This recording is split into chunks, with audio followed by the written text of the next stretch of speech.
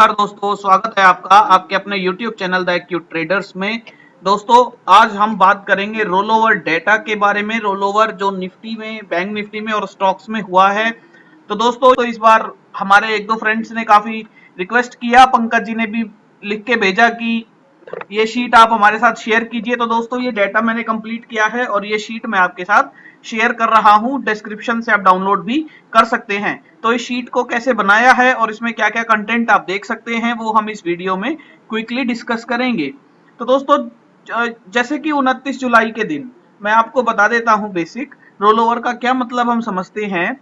जैसा कि हम बात करें बैंक निफ्टी की और टाइम स्टैंप है 29 जुलाई। दोस्तों, ये भाव कॉपी हमने डाउनलोड की और भाव कॉपी में से हमने फ्यूचर्स को फिल्टर किया, एक्सपायरी फिल्टर की और 29 जुलाई का दिन था, यानी 29 जुलाई की भाव कॉपी हमने डाउनलोड की और उसमें हमने फ्यूचर का डेटा लिया और हमने एक्सपायरी सेलेक्ट की 26 अगस्त। दोस्तों, इसका मतलब ये हुआ कि 29 जुलाई के दिन, यानी हम 29 जुलाई के दिन चले जाते हैं तो 29 जुलाई के दिन जो अगला कॉन्ट्रैक्ट है, एक्सपायरी का जो अगला कॉन्ट्रैक्ट होता है वो 26 अगस्त होता है। तो हमने उसका एक डेटा ले लिया। उसके बाद हमने 26 अगस्त के दिन दोस्तों 30 सितंबर 30 सितंबर का डेटा हमने लिया। एक मिनट, ये 30 सितंबर का हमने डेटा लिया और 26 अगस्त के दिन हमने 30 सितंबर का डेटा लिया। तो दोस्तों, इन दो डेटा को हम कंपेयर करते हैं। तो रोल ओवर की शीट में यदि हम आए तो हमने यहाँ क्या लिखा है, हम आपको वही दिखा रहे हैं कि हमने यहाँ लिखा है कि 29 जुलाई के दिन 29 जुलाई के दिन जब 26 अगस्त के कॉन्ट्रैक्ट के लिए हमने ट्रेडिंग करना शुरू किया था। एक मिनट दोस्तों,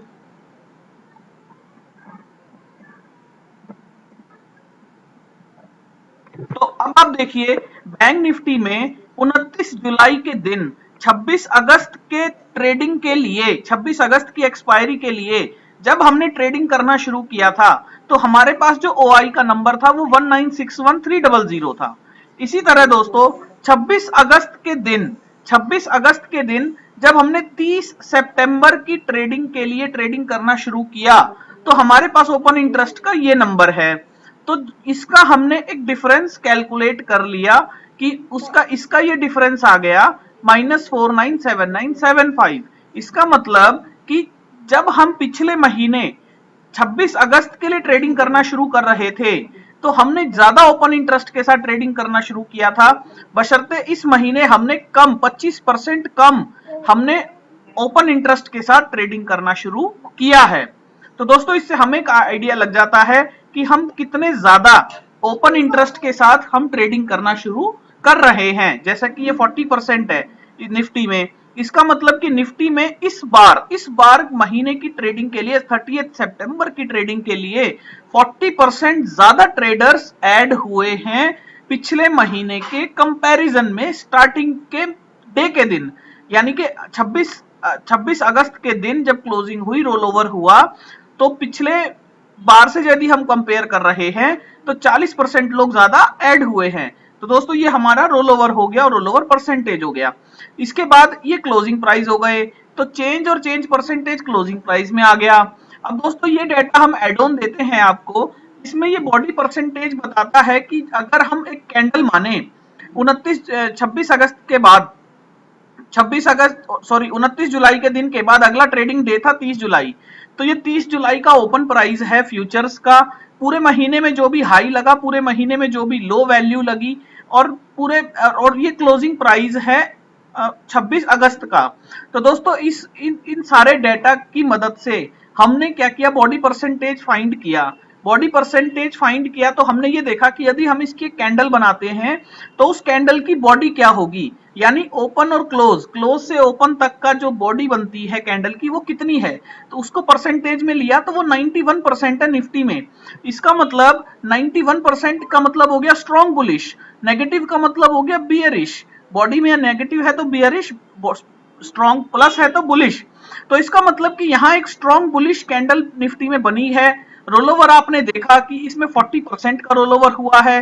प्राइस इसमें चेंज पॉजिटिव है, यानी कि हम इसे एक लॉन्ग बिल्डअप मान सकते हैं। और बॉडी भी पिछले महीने 91% की बनी है, यानी कि एक बहुत स्ट्रॉन्ग बॉडी बनी है, यानी पिछले महीने से बहुत एक स्ट्रॉन्ग रोल ओवर होता हुआ आया है। इसके बाद दोस्तों लास्ट जो कॉलम है, एस कॉलम है, वो ट्रेड रेंज है। ट्रेड रेंज का मतलब हुआ कि high to low, high to low उसने अपने ओपन प्राइस के कंपैरिजन में हाई टू लो जब बनाया तो उसने कितनी रेंज एक बना ली। तो यानी ये जो बैंक निफ्टी है वो 5% की रेंज में लगभग ट्रेड किया high to low last month, और निफ्टी है वो 6% की रेंज में ट्रेड किया। तो दोस्तों इस डेटा को हम यूज कैसे कर सकते हैं, तो उसके लिए आप रोल ओवर परसेंटेज को यदि आप लगाएंगे फिल्टर लगा के, यदि आप रोल ओवर परसेंटेज को फिल्टर लगा के यदि आप रोल ओवर परसेंटेज को लार्जेस्ट टू स्मॉलेस्ट में देखेंगे तो आपको सबसे पहले दिखेगा आइशर मोटर, जिसमें जिसमें 70% का रोल ओवर हुआ। उसके साथ यदि आप प्राइस चेंज को कंपेयर करेंगे तो दोस्तों जैसे ओरो फार्मा आप देख रहे हैं, तो ओरो फार्मा में रोल ओवर अच्छा हुआ है, 64% हम मान सकते हैं, और उसके बाद चेंज में नेगेटिव है।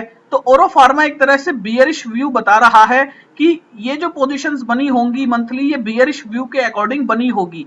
बॉडी परसेंटेज भी नेगेटिव है, और उसके बाद इसकी रेंज तो काफी बड़ी रही है, लास्ट मंथ 30% के आसपास की रेंज रही है। तो दोस्तों हमने ओरो फार्मा को जैसे शॉर्टलिस्ट किया, तो उसके बाद हम ओरो फार्मा में अपनी शीट में गए और हमने देखा लास्ट महीने ओरो फार्मा में किस लेवल पे क्यूमुलेटिव में, ये डाटा आप क्यूमुलेटिव का एनएससी की वेबसाइट से भी डाउनलोड कर सकते हैं, वहां से चेक कर सकते हैं। तो आप ये देखिए कि किस यदि आपने ओरो फार्मा शॉर्टलिस्ट किया तो आप ये देखिए कि किस परसेंटेज जो चेंज है वो किस दिन इसका,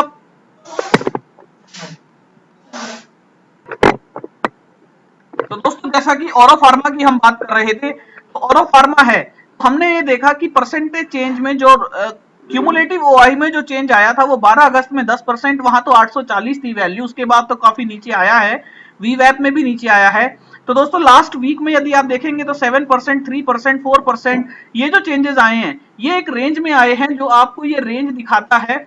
ऑलमोस्ट यदि आप लास्ट 5 डेज का डाटा देखेंगे तो 694 की एवरेज आती है। और ओरो फार्मा का जब हम चार्ट देखते हैं तो ओरो फार्मा ने यहाँ एक सपोर्ट हमें डेली चार्ट में लेता हुआ नजर आया, और उसके बाद इसने छोटी छोटी कैंडल्स के साथ ऊपर की तरफ जाना शुरू किया। तो दोस्तों चार्ट की मदद से ओरो फार्मा में ये समझ आया कि यहाँ इस लेवल पे इसका एक रेजिस्टेंस बनता है, और यदि इसके ऊपर ये ट्रेड करता है तो फिर हम इसमें बुलिश पोजीशन ले सकते हैं। तो दोस्तों हमें इस डेटा से, रोलओवर के डेटा से, जैसा कि फर्स्ट इंप्रेशन में हमें एक बियरिश व्यू लग रहा था फर्स्ट इंप्रेशन में, लेकिन जब हमने इसको फर्दर स्टडी किया तो हमारा इसमें एक व्यू बना कि यदि इसने इस लेवल के ऊपर ट्रेड करना शुरू किया तो हम एक बार को इसमें एक बुलिश पोजीशन ले लेंगे, और उसमें ये कम से कम इन लेवल्स तक 800 के लेवल्स तक जाना चाहिए। तो दोस्तों इस तरीके से स्टॉक आप फिल्टर कीजिए, और स्टॉक फिल्टर करने के बाद आप उसमें देखिए यदि रोलओवर अच्छा हुआ है तो इसका मतलब कि उसमें इस महीने मोमेंटम आ सकता है, जरूर आ सकता है। इसके साथ दोस्तों जैसे आप दूसरे स्टॉक्स भी चेक कर सकते हैं। और चौथा जो है वो ग्राफ है, चौथा ग्राफ है जिसमें जनवरी से लेके डेटा को, रोलओवर के डेटा को एक्यूमुलेट किया गया है, और यहाँ आप इंस्ट्रूमेंट लिखिए या ड्रॉप डाउन से सेलेक्ट कर लीजिए, और उसके बाद यहाँ आपको सारा डेटा मिल जाएगा। और डेटा मिलने के साथ यहाँ आपको एक बात समझ आएगी कि हर महीने रोलओवर किस तरीके का रहा। तो ओरो फार्मा की यदि हम बात करें तो ओरो फार्मा में जो इस बार का रोलओवर हुआ है, इस बार का जो नंबर से स्टार्टिंग हुई है वो काफी इंप्रेसिव है, काफी अच्छा है। तो इसका मतलब ये बनता है कि इस महीने ओरो फार्मा में एक अच्छा मोमेंटम हमें देखने को मिल सकता है। आगे का मोमेंटम हम अपनी स्ट्रेटेजीज के हिसाब से इसमें कैच करने की कोशिश करेंगे। तो दोस्तों इस डेटा की मदद से आप जो लॉन्ग बिल्डअप या शॉर्ट बिल्डअप पब्लिश होता है वो आप इस डेटा की मदद से भी निकाल सकते हैं, फाइंड कर सकते हैं। जैसा एसआरएफ में यदि आप देखेंगे तो फर्स्ट इंप्रेशन में चेंज भी पॉजिटिव है, रोलओवर भी हुआ है, तो फर्स्ट इंप्रेशन में आपको एक बुलिश फिगर नजर आती है, बुलिश व्यू नजर आती है। तो हम इसको आगे फिर फर्दर एनालिसिस के लिए देखना पसंद करेंगे। तो इस तरीके से आप अपने डेटा को देख सकते हैं, समझ सकते हैं। ये शीट मैंने डिस्क्रिप्शन में डाल दी है, आप वहां से डाउनलोड कर सकते हैं। Thank you.